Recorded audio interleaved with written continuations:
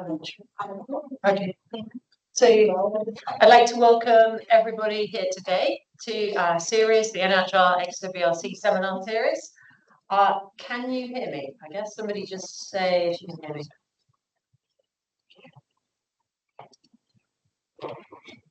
Okay, brilliant. That's okay. So I'll carry on. So we've got lots of people online, which is fantastic, and a number of people in the room as well, which is really exciting. So just initially to introduce myself, I'm Professor Helen Dawes, and I co-lead the rehabilitation theme in the BRC.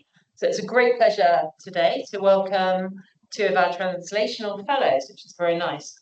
So before we start, housekeeping is just to remind people the exits, follow the exits out. You can either go out the back and you end up just out on the grass at the back, or you can go out the main entrance at the front. We're not expecting a fire alarm today. And for people, the toilets, the nearest toilets are out that entrance over there and also around the side here if you go around the corner behind us. And anyone in the room, feel free to pop out and grab a nice cup of coffee or tea. That's outside. And similarly online, you have to make your own. So before we enter into today's talk, so we've got two people talking today.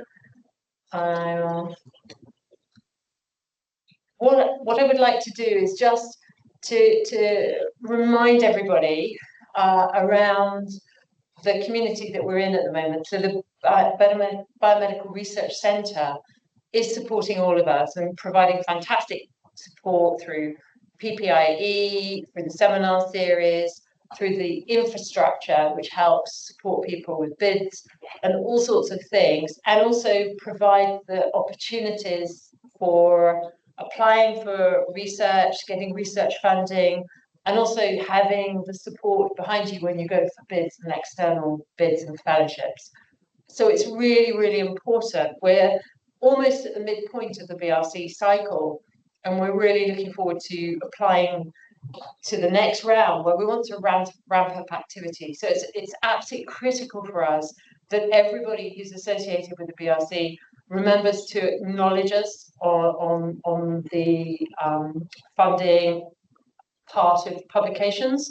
So if you can, here it is, there's on the screen here, how to acknowledge the BRC on your paper, but also tell us about the work you're doing, because then we can return you into our newsletters and put you into our process and hear all the exciting work that's going on. So there's a link here. We'll send around the slides after the talk as well. So that would be amazing. I'm not going to read out the wording, but there's an appropriate wording for everybody, whether you're just supported by the infrastructure or you're actually funded. But please remember to put us onto your publications. So the other thing I wanted to talk about today is the upcoming BRC opportunities. So we've got two really exciting opportunities coming up. Translational fellowships, which are 2-year, part-time or full-time, fully funded fellowships in rehabilitation, diabetes, genetics or genomics, or clinical mycology. And they're researchers without clinical commitments who hold a PhD or nearing completion. The deadline is on the 18th of October this year. So please, if you're interested, contact Sophie and get in touch. Sophie Gould, who'll tell you a little bit more, or get in touch with the leads of the various themes who can help. We also have mid-career fellowships, and this is for protecting time for healthcare professionals to develop their ideas, their research ideas, and then apply for external fellowships again. So all of this is around trying to enable talented researchers, clinical researchers, to have a bit of space and time to get some really competitive bids in and build your careers in the Southwest. And again, the scope of that is 2 to 2.5 years, 0.4 to 0.5 full-time equivalent, and they can be in the core themes that I've just read out, or in our shadow themes coming through, which is respiratory, psychiatry, and surgery. But it's again worth getting in touch with us, having a talk, getting in touch with Sophie Gould, put you in touch with the right person. The deadline for those is 1st of November 2024. So just take note if you're thinking of applying to the 2 separate deadlines. So that's the housekeeping for today. What I would like to do now is turn to the seminar series today. And we've got 2 really exciting speakers. We've got John Findlay here, who's a BRC Senior Investigative Fellow, who's got a fantastic talk title, Hernia Surgery, The Revolution is Coming. And then following that, we're going to have Dr. Olga, who's a BRC Translational Research Fellow, who's again got a really exciting talk coming up, releasing a critical bottleneck in pneumocystic research. So what we would like to do is run through the 2 talks today, and then have questions and answers afterwards. And for those of you online, we're going to try and run the talks to 20 minutes. And I'm going to be a tough chair and make sure that we keep to that-ish, so that we have a bit of time to fire some questions.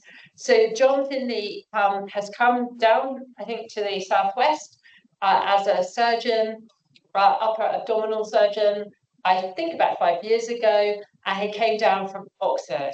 So I'm not going to talk too much about John, because I think it's much more important that we listen to what John's got to say. So John, if you'd like to come on up and start your talk.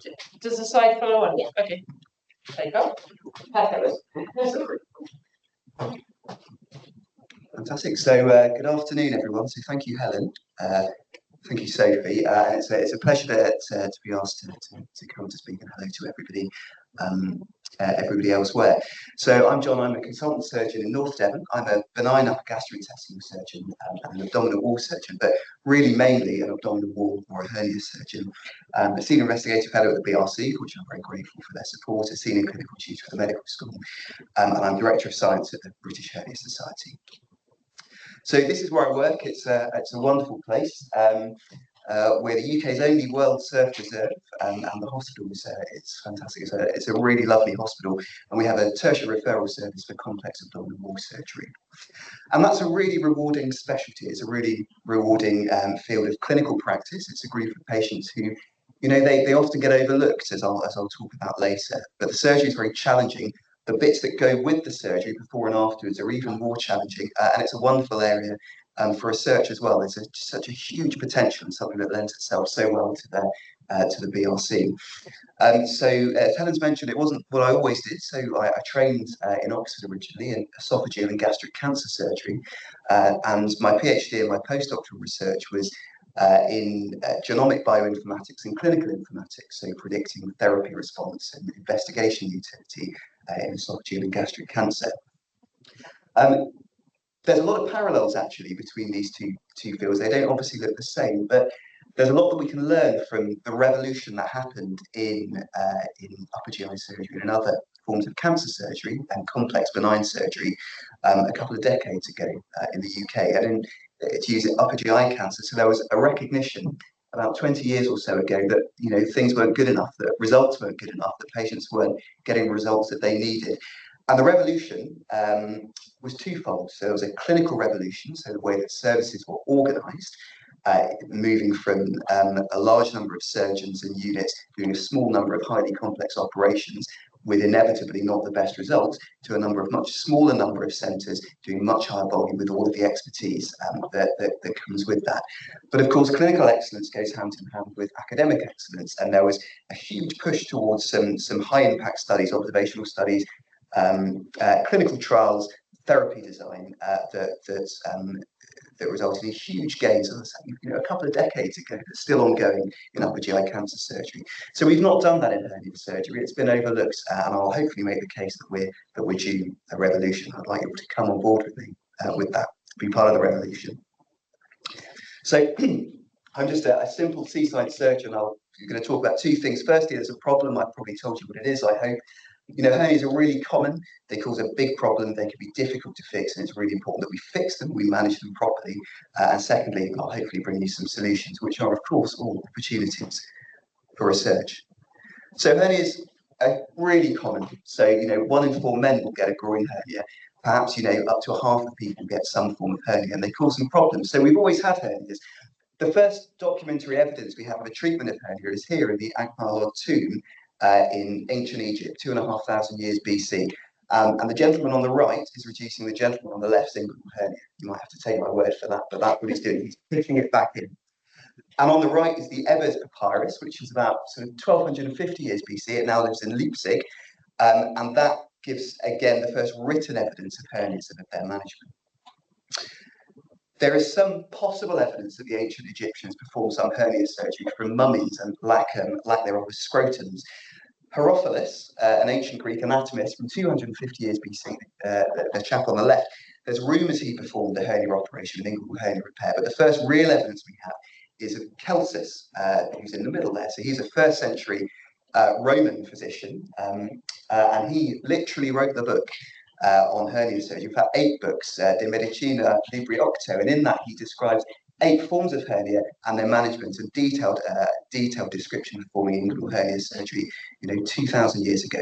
It's fascinating. So what's a hernia? So a hernia, it's a protrusion of all part of a viscus through a defect in the wall of its cavity, taking with it the lining of its cavity to line an abnormal place. So it's a bulge, and it's a bulge that causes you problems. And you can think of the abdomen as a box of giblets. The wall of the box is a bit complicated. There's skin, there's fat, there's subcutaneous fascia, there's nerves, there's muscle complexes, there's a number of other layers culminating in the peritoneum, which is the lining of the abdominal contents. And you get points of weakness where things go in and out, or maybe where a surgeon has been in and out and stitched things up again, and you get a defect and things come out through the defect because the pressure is greater and they stretch. Things can get stuck in the hernia. The hernia can get in the way, it can look unsightly, it can cause people problems, and they don't get better, and they tend to get worse. And the muscles will retract to the side, they will fibrose, they don't work as well, the nerves don't work as well, they get bigger and bigger and cause more and more problems. And they're incredibly common. So the commonest hernias are in the groin, inguinal, and to a lesser extent femoral hernias, and what we call ventral hernias, so sort of hernias at the front of the abdomen, at the belly button, just above it, epigastric hernias, but also incisional hernias, and that's really what I'm going to talk about today. Hernias that have happened where somebody's done an operation and they've stitched it up again. And I'm going to talk about them because it's most of our work, it's the most challenging stuff that we do, and the rewards, because the risks are higher, the rewards are higher, but the principles are described, they're equally applicable to simple hernias as well. So incisional hernias. So in 1901, Brindley Eads, a Chicago surgeon, published a paper in the Annals of Surgery where you could just write a paper saying what you thought, and you got published in the Annals of Surgery. And what he thought was bang on. He said that incisional hernias after an abdominal operation were really common, about 50 to 20% of patients at 5 years, and that they were not held in due regard, sufficient regard by surgeons. And I say that exactly the same is true at the moment. So the numbers are pretty much the same. About 15 to 20% of people who have an abdominal operation get an incisional hernia. That is an enormous number of people. Hundreds of thousands of people have an abdominal operation in this country a year. And I don't think that they're held in due regard by surgeons. Now, these are extreme examples, but you can imagine the problems this causes for people. So it ruins people's lives. It ruins their quality of life. It stops them, psychologically, huge impact upon people. They're really painful. The abdomen doesn't work properly. It gets in the way. They can't do their jobs. They can't do their hobbies. They can't spend time with their loved ones. And they can be very, very difficult to fix, and they can come with a great deal of risk. But we do fix them. And sadly, as a profession, we don't fix them as well as we should. So these are data from the Danish hernia database, and they suggest that the risk of a hernia coming back, and that's if you define success as a hernia not coming back, which is debatable, but it's the thing that we pick, and it's easier to pick. The risk of recurrence is of the order of about 10, 15% at 5 years, much higher in more complex operations. And, that's unacceptable. That should be unconscionable. That's a huge failure rate of a risky operation for patients.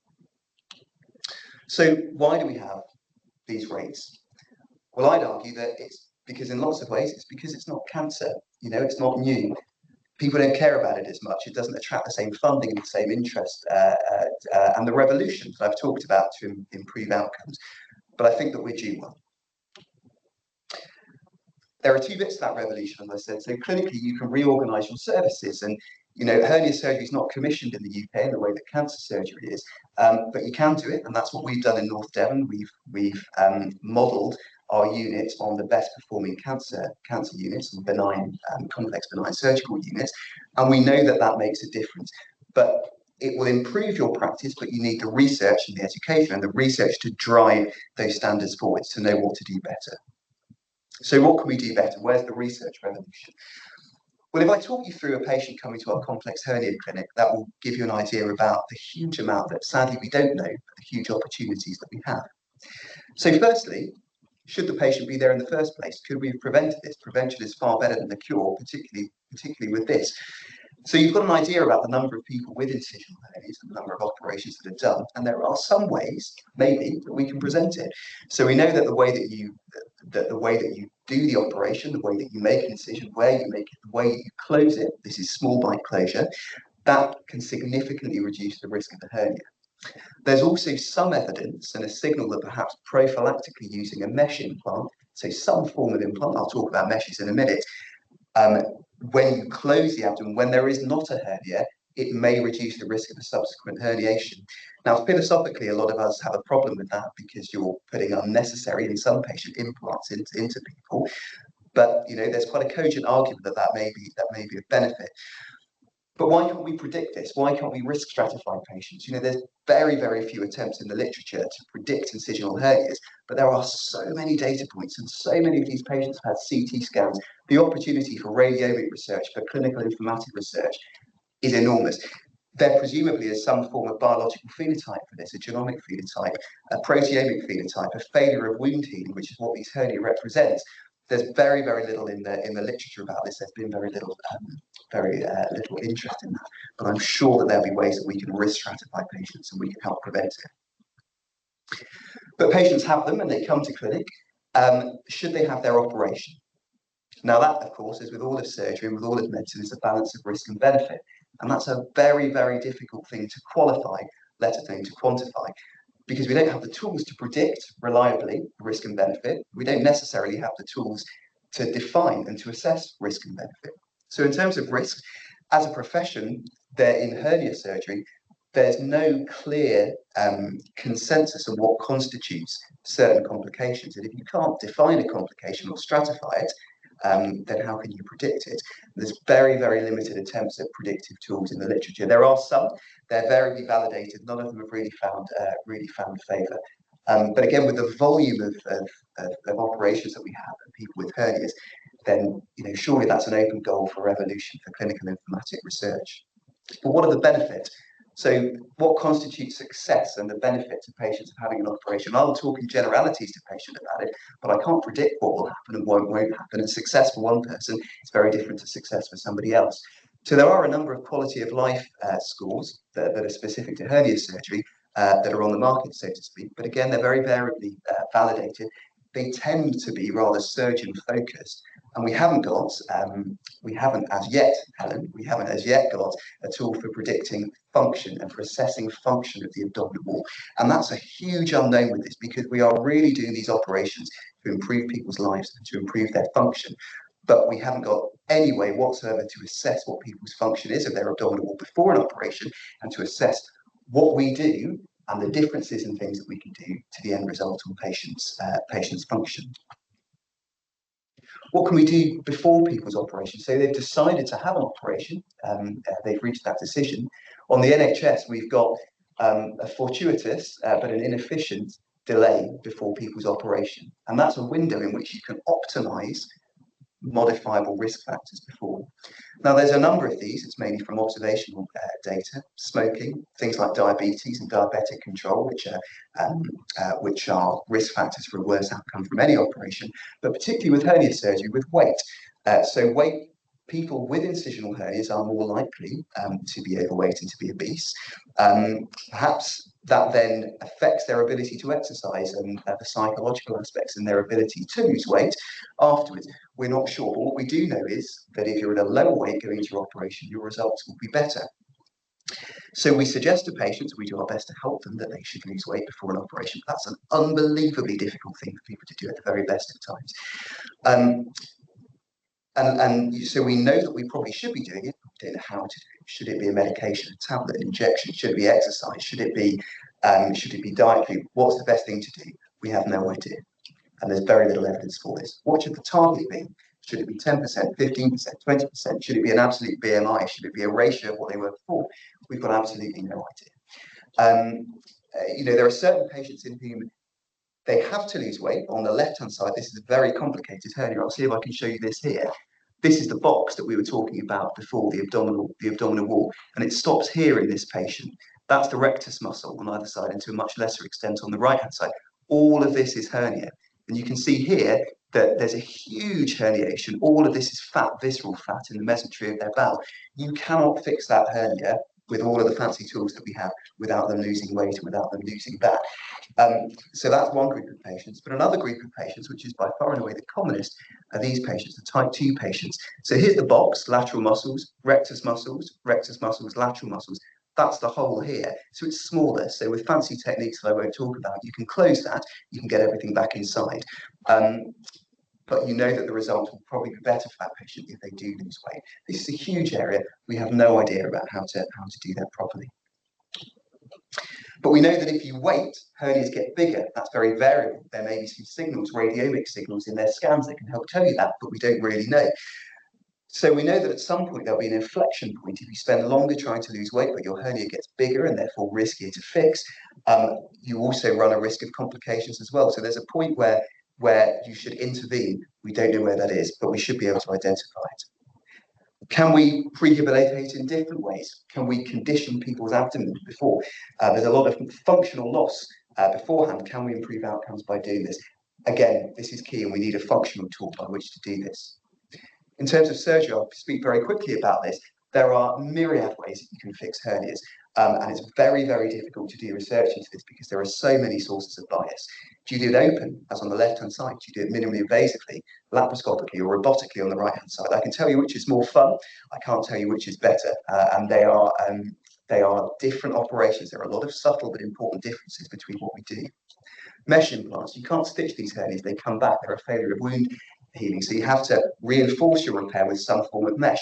The mesh industry globally is worth $5 billion US. There are so many markets on the mesh, and this is important for us because these are avenues for funding, but it shows you the number of things that are on the market, and there's very, very good evidence base for this. You can make meshes out of plastic, all manner of different sorts of plastics, different constructions, the different pore sizes, different weights, different shapes, 3D, two-dimensional. You can make them biosynthetic. They can resorb after 9 months to 12 months. Is that better? Is that worse? We don't know. You can make them out of collagen. We thought they were going to be great. They're very expensive. They're probably worse, but there are newer iterations on the market now that are combinations of synthetics and biologicals that we just don't have the evidence for. Where do we put the mesh? Those are the layers of the abdominal wall. Where should we put it? There's differences for all of those. How big should the mesh be? How big should the overlap be? What should we fix it with? Stitches, absorbable tackers, permanent tackers, glue. What's the right thing to do? We don't know.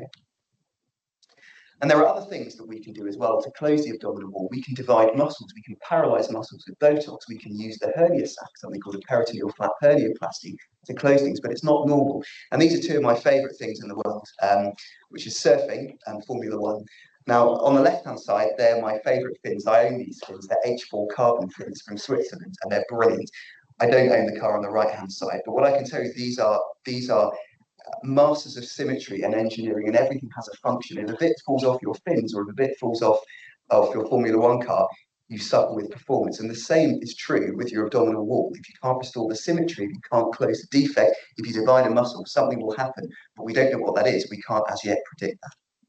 After surgery, I'll be very quick about this, drains, where, wound catheters, analgesia, we don't really know. What should we do with people after their operation? Should we say don't lift anything for 6 weeks, 12 weeks, 6 months? Should you do particular exercises? How should you rehabilitate? Again, we don't know, and we don't have the tools as yet to tell us what to do. What's success look like for patients? How do we define that? Again, it's very, very, very difficult to do that. We don't necessarily have the tools for that at the moment. And how do we define and do we manage problems? And a particular interest of mine is chronic pain after hernia surgery. So we run the UK's only multidisciplinary one-stop clinic for this in North Devon. And it's probably one of the most rewarding things that I do. And there is an absolute dearth of evidence into what we do for all manner of reasons I don't have time to talk about, but we can't standardize it, we can't assess it, we can't predict the utility of what we do, let alone design the studies. So there's so much that we don't know, but there are so many opportunities. So in brief, what should we do? So firstly, we don't know what we should do until we know what we're already doing. Now, in orthopedic surgery, which shares a lot of parallels with hernia surgery, it's a similar volume of operation. They use prostheses, we use prostheses. For about 20 years, they've had the National Joint Registry. So the National Joint Registry is a mandatory registry of prosthetic implants, and it's revolutionised joint replacement surgery. It's now a multi-million-pound self-perpetuating research and clinical juggernaut. It's had a huge impact. We don't have anything as yet like that in hernia surgery. Now, I'm the research CI of the British Hernia Society Registry, which is going to launch later this month, and our hope is to replicate that. Our aim is to replicate that for hernia surgery. And that will help us hugely. That will allow us to benchmark, to standardize, and to pick up on signals by analyzing low resolution data at scale that you just cannot do in any other way. And the hope is that we can then take that forward into clinical trials. Prehabilitation, that's a career in itself, but we need to be able to do things better before surgery. As I've mentioned, there is innumerable data points and opportunities to recognise complexity and develop decision support tools for patients and for surgeons to decide what to do and when to do it and how we should prehabilitate. And modifying risk, different sorts of meshes, different fixation techniques, different bits of overlap, the things that we're neurotic about and I stress about for hours doing an operation, they'll have far smaller, those are marginal gains by and large. The big gains come from modifying risk before somebody comes to the operating theatre, and that's a hugely neglected area. Surgery, as I've touched upon, there's so much that we can do. It's very difficult to do robust clinical studies in surgery because of all of those sources of bias, but we can feed into that with studies such as the British Hernia Society Registry. And then after surgery, again, this is quality of life surgery. So this isn't about sort of closing the box. This is about making the box work better, making people's abdomens and their bodies work better. So again, there must be targets after surgery for us to rehabilitate people better and to achieve their goals. But we don't know what those are yet. But we need to be able to define function. I'm delighted that the BRC has supported us with a PhD studentship to do exactly this, which if anybody's interested in applying for, I would thoroughly recommend. It's incredibly exciting. We want to build a high resolution way of assessing abdominal wall function within the context of incisional hernias before and afters. So we can do exactly this. We'll finally have the tools by which to measure function. And you can then compare things. You can compare those meshes. You might have somebody that's had an operation. They don't have a hernia recurrence, but their abdomen's really fibrosed. It's really stiff. They can't flex. They can't do things, and it really hurts. But they're not a success because they are a success because they've not had a hernia recurrence. But you might have somebody with a much more supple abdomen with a different implant that's gone and been fixed in a different way. Maybe it's biosynthetic, maybe it's absorbed, it's not there after 12 months. Is that better in terms of function? We don't know, but this will give us the tools to test that.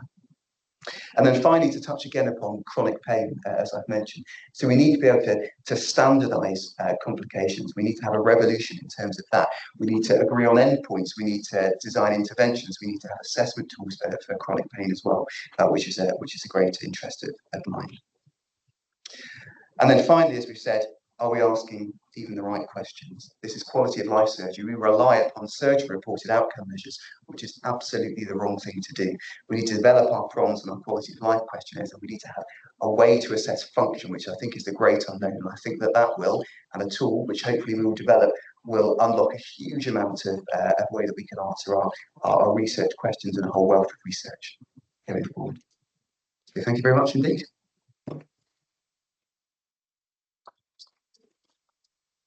Very much. Is that you?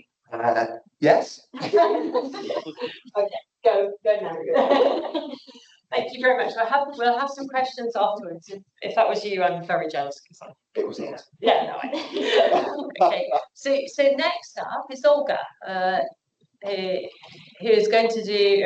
I'm really excited. Come on up before I kill off your talk by talking badly about it. So welcome out. Who's going to do a really exciting talk now, looking at, I think it's from the Department of mycology, but you're looking at mathematics in a certain area in the interligament. Is that right? Anyway, I'll pass over. Yeah. So now I'm hoping your slides will. Well, certainly. Yeah, great. Thank you. Good afternoon, everyone. I'm Olga. I'm an NIHR Translational Fellow working in the MRC Center for Medical Mycology here at the University of Exeter. And yet my background is in mathematics. And I'm working as a mathematical modeler on this project, which aim is to release a critical bottleneck in pneumocystis research. So pneumocystis is a deadly fungal human pathogen which kills hundreds of thousands of immunocompromised patients every year. And yet only a few labs in the world are studying this pathogen because currently it's impossible to grow pneumocystis in vitro independently of its host. So the aim of my project is to design in vitro growth conditions for pneumocystis. This will empower pneumocystis research, allows us to develop novel drugs to treat pneumocystis pneumonia, the disease which is caused by pneumocystis, and to improve current diagnostics and therapy. We normally talk about human pathogen, which is pneumocystis jirovecii, if I pronounce it correctly. But in reality, there are actually 7 different species of pneumocystis, each of which infects different mammalian hosts. Interestingly, each species is very and high host specific, which means, for instance, that pneumocystis jirovecii, a human pathogen, cannot infect mice, and vice versa, pneumocystis murina, a mouse pathogen, cannot infect humans. So I was previously funded by MRC, and I initially started working with a mouse pathogen, which is pneumocystis murina. And I started my NIHR translational fellowship in April this year. And the idea is to translate findings from mouse pathogen pneumocystis murina to human pathogen pneumocystis jirovecii. But today I mostly will be talking about my work on pneumocystis murina. So to design in vitro growth conditions, I use an innovative approach which combines metabolic modeling, bioinformatics, fluff balance analysis, machine learning, and experimental phenotyping. And to do this, I've got a team of collaborators who are experts in these scientific fields. Very briefly, we have developed for the first time a comprehensive in silico metabolic model of pneumocystis growth and metabolism, which in combination with machine learning approach was able to predict novel growth requirements for pneumocystis. And we tested these predictions experimentally, and our promising preliminary data suggested that we could prolong survival of pneumocystis murina in vitro. Now I'm going to tell you about everything a little bit more. So what is a metabolic model? Metabolic model accounts for all chemical reactions that take place in the cell. It takes as an input environmental conditions or culture medium conditions if we are talking about the lab. And then as an output, it can tell us a lot of things, but we are mostly interested in the biomass production. So we consider as an environment a list of nutrients present in the environment. And to talk about the biomass production, we formulate a biomass equation, which accounts for all essential precursors of the biomass. So to develop this model, we used genomic data published on pneumocystis, and then RNA-seq data and some bioinformatics tools to review and refine this data, and of course, a lot of manual curation. As a result, we obtained a list of enzymes which are present in pneumocystis genome, and that was 495 enzymes corresponding to 484 reactions present in the pneumocystis cell. So here you can see a metabolic map of pneumocystis, which I made by using CAD mapping tool. And this is really a comparison of metabolic pathways which are present in pneumocystis neurina, and they're present in blue here, against the metabolic pathways which are present in the model yeasts, Pombe and SLVC, but not present in pneumocystis. So you can easily see here that pneumocystis has a very much reduced genome, and it lacks a lot of essential metabolic pathways which are normally present in other yeasts. And if you would like to zoom a little bit in and consider, for instance, arginine biosynthesis pathway, then we can easily see that pneumocystis cannot synthesize arginine de novo because it lacks a lot of essential enzymes to synthesize critical precursors to arginine.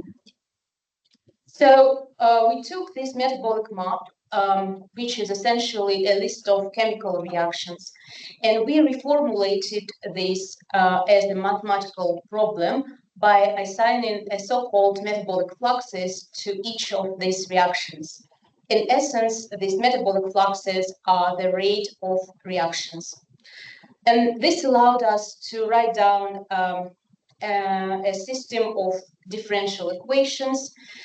And as we are interested in the growth of pneumocystis, our biological objective is the biomass production. So mathematically, it means that we want to maximize the flux through the biomass reaction, which we formulated previously. And now I'm going to say biomass flux, and I will mean the growth rate of the organism, because these are equivalents. So then to solve this mathematical problem, we used an approach which is called a flux balance analysis. In our case, we used a specific version of it, which is called a relaxed flux balance analysis. But the idea is that this is the computational method to calculate and to predict a distribution of all metabolic fluxes in the metabolic network of pneumocystis in order to optimize, and in our case, to maximize the production of biomass flux. So to make some predictions, we needed a starting point, and as a control, we used a most successful published in vitro growth medium condition for pneumocystis, unfortunately not reproducible. And the model predicted that by adding some lipids into these control conditions, we could increase the biomass production, the biomass flux. Of course, we wanted to test this experimentally. So my collaborators from South Africa at the University of Cape Town set up an experimental workflow, which you can see on this slide. And we tested these predictions, and qualitatively, they supported the predictions of the model. But we didn't see a real growth. So what we did really see was a prolonged survival of pneumocystis. So then we wanted to formulate the medium which will support the growth of pneumocystis, and we wanted to have a minimum list of nutrients in this medium. So we decided to use a machine learning approach to do that, which is called a reinforcement learning approach, which works the following way. So there is an agent which communicates and interacts with the environment, and environment provides a state to the agent, and agent performs a specific action on this state. And depending on the result of this action, it gets or doesn't get a reward, and it updates its policy, which helps it to perform better actions and make better decisions in the future. This is how the agent learns during this process. So as an environment for our case, we used a list of biomass components. So this is all components which are included in the biomass reaction. So we assume that pneumocystis should be able to grow as fast as possible under these conditions. And then as a state, we considered a combination of these nutrients from the biomass component list. And the action was a nutrient removal. And what we wanted is to remove all nutrients without dropping the biomass. So basically to get a minimum list of nutrients, but don't drop the biomass flux value.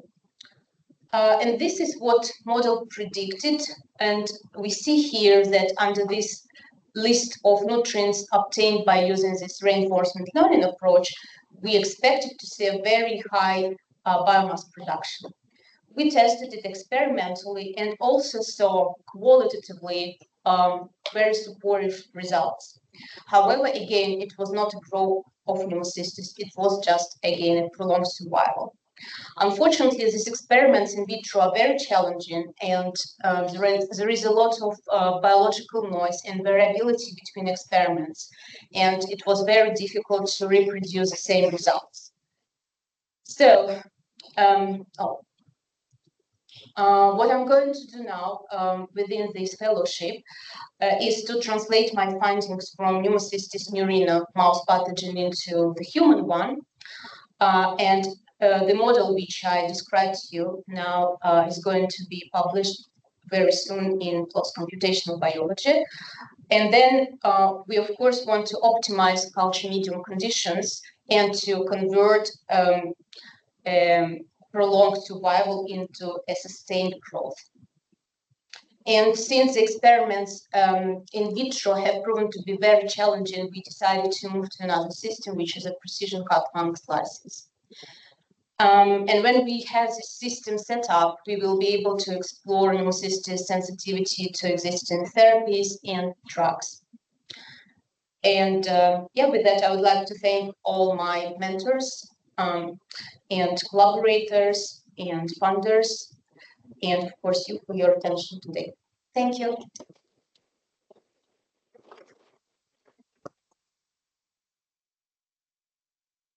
Thank you for two really interesting talks, actually. So thank you to Olga and thank you to John. So what I'd like to do now is open up to some questions.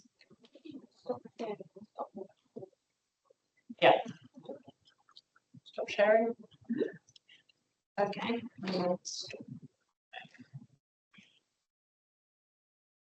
Should I stop sharing? There's two screens.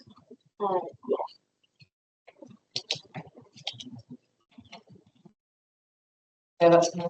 I'm going to stop recording. Where's the recording?